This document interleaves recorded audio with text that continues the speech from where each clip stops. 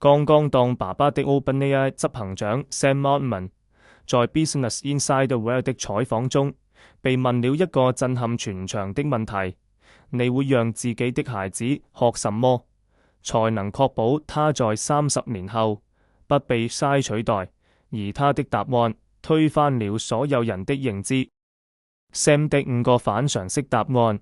Sam 說，就算沒有 AI， 社會上每75年也會有一半的工作消失。AI 不是新危機，它只是讓舊規則加速瓦解。那要學什麼才能不被取代？他給出了5個反常識的答案。一、學習如何學習。在知識更新比呼吸還快的時代，死背內容，畢業就過期。真正的能力是開眼就懂，觸類旁通。二、適應能力，變化會變成常態，能快速調整的人才不會被淘汰。三、韌性 resilience， 面對挫折和不確定性，保持積極的心態和解決問題的能力至關重要。遇到坎就躺平，再牛的人也救不了你。四、理解他人需求，搞定人比搞定 AI 值錢10000倍。山姆月 AI 永遠算不出人真正想要的是什麼。客戶說要產品，其實要的是安全感。老闆說要方案，其實要的是面子。這種讀心術，人性洞察就是你的機會。五、人際互動力，再強的 AI 也替代不了信任與連結。未來能建立信任的人才會被 AI 放大。教育的第一性原理聽起來很高深，但其實 Sam Altman講的這5種能力都指向同一個核心：學會如何學習。而這正是教育的第一性原理。什麼是學習的第一性原理？學習的本質從來不是被教會，而是個體主動建構知識的能力，這就叫自學。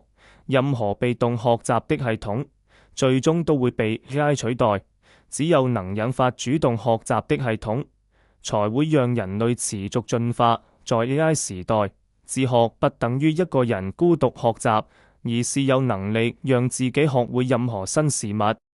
AI 時代的自學5步循環。未來的學習其實是一個循環：覺察、搜索、理解、應用、反思。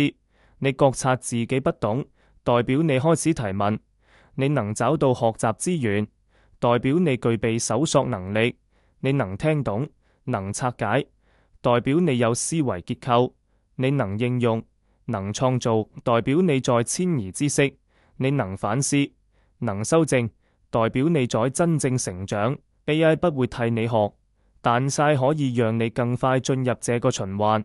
它讓學習回到人性：提問、理解、連接、應用、反思。AI 讓教育回歸自然。傳統教育讓學生去適應制度，教學生怎麼背知識。AI 時代的教育讓制度重新適應人，讓學生學會怎麼學。AI 讓學習變得更自然。孩子看圖能懂，聽故事能記，做實驗就明白。那不是捷徑，而是天性。真正的教育不該讓孩子服從，而是讓他重新愛上學習。學習的終點不是記住知識，而是相信我自己也能學會。Future Learning Lab 讓學習回到人性。